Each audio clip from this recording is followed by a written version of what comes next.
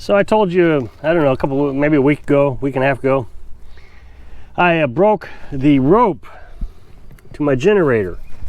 So it unraveled. The spring, of course, loosened on it, and I tried to replace it, but there's a little pressed on bolt here. It just presses in. I don't know if you can see that very well. And it wouldn't come out, so it broke when I tried to fix it. So I got on Amazon, and I think actually I got on Google. Put in Champion inverter 2000 watt generator pull rope. It popped right up, you know, on the little advertisements, and Amazon had one for $32. I was hesitant to buy it because I don't know how much life is left in this generator. It smokes really bad. It's just really old. It's 4 years old, so I don't know how much life is left in it. It could last another 10 years. It could last another day. And Carolyn came up with a pretty good idea. She said, why don't we use this generator here as a backup and use the new one as our primary? Prior to the rope breaking, I was using the old one as the primary and using the new one as a backup. But her idea was a pretty good idea.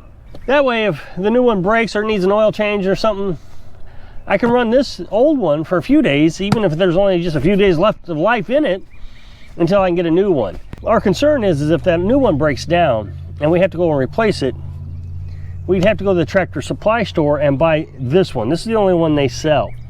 But if I order it off Amazon, 2 or 3 days, I can get the propane gasoline dual fuel one like I have down there, and get the one I want for basically the same price. So it makes sense to have this one as the backup. That way we can order it and have a few days of generator.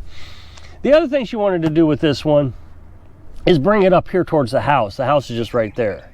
She said, you know, we could use it to fill the water tank using it with the well, which is actually a big deal. That way I don't have to run down there, turn it on, come up here, fill the water, run back down there after I'm done filling, wasting all that water is coming out to shut off the generator. If I leave it all right here in this one little spot, it's also protected a little bit from the rain and elements. It gets the morning sun, but the afternoon sun would be completely shaded, and I don't have to do so much running back and forth. Although good for my health, running back and forth up and down the hill. And that was one of the things I didn't want to bring the generator up here, was because I want to get the exercise. But it does waste a lot of water. This generator does struggle running the well. It's a smaller generator. This one's 2,000 watts. That other one's 2,500 watts. That other one doesn't have any problems running the well. I'll run it on the well until it just gives up. It may not do it much longer. It really struggles to get that well started. The other reason she wanted it up here is in case she wanted to vacuum or just needed a little bit of electric for something and it was a cloudy day, she could run an extension cord and just do her vacuuming or whatever she wanted to do. She has talked a lot about getting a crock pot, and we're trying to figure out how to do that. I don't know if running a crock pot on a generator is a good idea, but she keeps bringing it up. Do you think we can run it? And if she wants one, we'll get one. I don't think we'd have enough solar. I mean, if she did it today, we probably could do it, but it's something she's always wanted. Now, we do have the ability to use the pressure canner as a pressure cooker, and she could do it that way also. We've talked about doing that. Now, as you know, we've been running the incubator, the egg incubator, chicken incubator, off the solar panels, off the batteries, and it actually has done really well. I'm very happy with the success of that. We're, I think, on day 3, and I get up every morning at 5 a.m. and we're right at 50% that we've used on the batteries. So that is a big deal. Now, Carolyn found a chicken that grows up to be 12 pounds. It's a meat bird. It's also an egg producer, but it only produces about 100 eggs a year. So we were discussing what we want to do about meat birds. This year we got the 22 eggs from the Americanas and the Buff Orpingtons and the New Hampshires, but they're not near as big as the Cornish cross that we got last year. But that's okay because they're free. We were quite happy with the idea of the chickens being free and just producing their own. But she found these meat birds that get up to 12 pounds. She saw one on Facebook Marketplace, and the guy was holding on his shoulder. It was huge. Well, she looked it up at the hatchery. They'll have a batch of them in June. Well, we don't intend to get anything this year. We'll probably get something next year. And we'll get a few, 4 or 5, 1 rooster, maybe 3 or 4 hens. Like I said, they only produce about 100 a year, but the bulk of them, they produce all at one time. So they produce a lot. And she said they produce in the winter. That didn't make sense to me because most chickens don't produce in the winter, they produce in the summer. But it's a very winter hardy bird. Lots of feathers, got feathers on its legs even. So our plan has changed a little bit. We're gonna get these chickens next year. Now, they won't be able to produce anything next year. The year after they will. We'll go ahead and raise the 22 meat birds that we have now. We'll start another 22 meat birds with the chickens that we're currently doing, put them in the incubator about midsummer. That'll be the time that these that are in the incubator now can come outside. They'll go into the little chicken run that we got, and then they'll get into the big chicken run that we got. And then as they're being moved into the big chicken run, the second batch will go into the little chicken run. And we'll just kind of rotate them around. That way nobody's getting beat up by anybody. And that's what we'll do next year. This year we have 2 birds that hatched from one of our roosters. And they're gonna come outside shortly, probably in about another 3 weeks. That'll be almost June, late, I guess mid-May. They'll have enough feathers, they can come outside, it'll be warm enough, they can come outside. That's exactly what we're gonna do next year. We'll have these meat birds that we're gonna buy. We'll raise them inside, just like the 2 that we have now. They'll come out here, they'll stay in the little run, and then at the same time, we'll raise another 22 meat birds from the chickens that we already have. The reason we want to do this is because those birds are so big. And if we can raise a big meat bird, we wouldn't have to raise as many. If we just did 22 of those big ones, instead of having 2 cycles, we wouldn't risk, 1, losing a bunch of birds all the time, and 2, we wouldn't risk running into cold temperatures.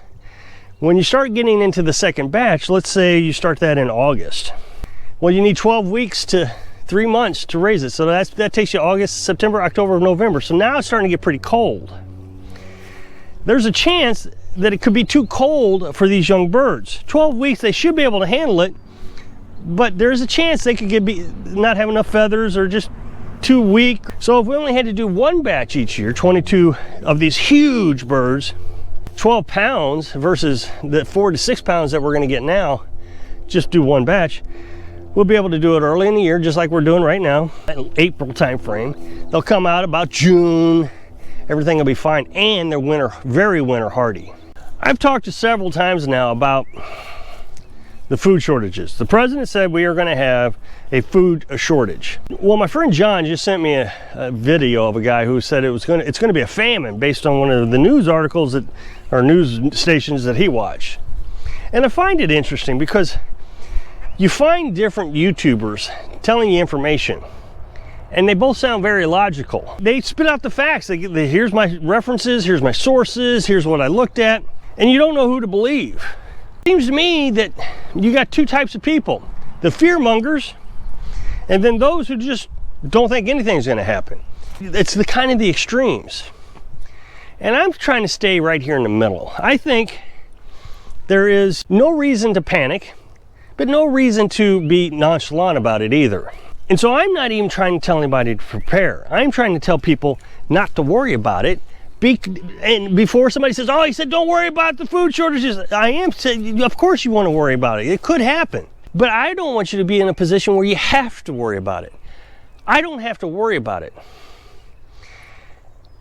We're always planning how to produce our own food, and not just vegetables. I know there are people who say you can live on vegetables, but it would be very difficult in my mind to be able to get the types of fruits and vegetables that you would need in a food shortage. Rice and beans, you know, you're stockpiling. I don't want to stockpile. I always want to have a fresh supply of food all the time. I would like to suggest that you grow your own food. And if you're growing your own food, you don't have to worry about it.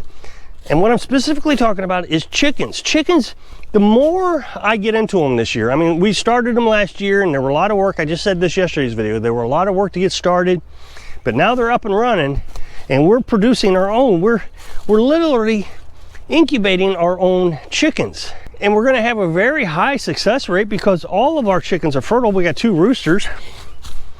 Of course, we're gonna get rid of these 2 roosters once we get the meat birds, then we'll just transfer right over to those meat birds, and they'll fertilize the female meat birds. And then these chickens wouldn't even have to worry about getting fertilized. We may actually be able to separate them from the meat birds, and that way they don't ever have to endure that. They can just lay their eggs. So this is kind of like the next phase of what we've been doing. The first phase was just getting them up and running. The second phase is now that we're reproducing. The third phase is let's feed them with our own food supply. We'll either do that this year or definitely next year. We'll raise our milo and corn. Of course, we're going to raise corn this year. And then we can grind that corn up. Don't get me wrong. A lot of people will tell me, oh, Rob, you can't eat that many eggs. You just can't eat that many eggs. You can't eat that much chicken. You're going to get burned out. I just don't agree. Carolyn and I have been eating eggs every day now for almost a year. And we've totally gotten rid of peanut butter and bread. It's completely gone. And we're saving a ton of money on food costs because we don't have to buy that bread. And bread's just not good for you. It's a sugar product. It's got high carbohydrates. So when you have corn, carbohydrates, put it in your body, it turns into sugar, turns into fat, and unhealthy. May apples, I think they're called May apples. They finally fully bloomed. Now, according to somebody will tell me, yes, you'll find mushrooms in there, but I can never find mushrooms. Morels. Yes, because somebody's going to say, you got to be careful what kind of mushrooms you eat. Morels or Missouri mushrooms. I think you can get them in Wisconsin, different states, but Missouri is a big morel state. And I've hunted them my entire life off and on. But I'm not saying I'm any good at it. So if you can click this up next box, I'd really appreciate it. Take you to the next video. So I hope I can inspire you to thrive while you're living your dream. Thanks for watching.